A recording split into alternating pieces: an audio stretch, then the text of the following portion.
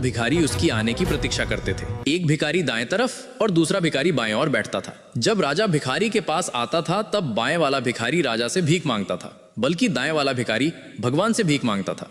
दाएं वाला भिखारी बाएं वाले भिखारी से कहता, भाई भगवान से मांग, इस राजा से नहीं, भगवान ही सबकी सुनता है। बाएं वाला भिखारी गुस्से में बोला, अरे चुप कर मूर्ख, यही हमारे असली भगवान है। एक दिन इन दोनों की बात राजा को पता चल गई। उस दिन राजा ने अपने मंत्री से कहा, दाएं वाला भिखारी भगवान से मांगता है तो उसे भगवान अवश्य देंगे, लेकिन बाएं वाला भिखारी मुझसे मांगता है, इसलिए उसे खीर और स्वर्ण मुद्राओं से भरा बर्तन दे आओ। सैनिकों ने वैसा ही किया। जब बाएं वाला भिखारी खीर खाते खाते दाएं वाले को चिढ़ाने लगा, देख राजा से मांगने पर आज मुझे खीर मिली, लेकिन भगवान ने तुझे क्या दिया?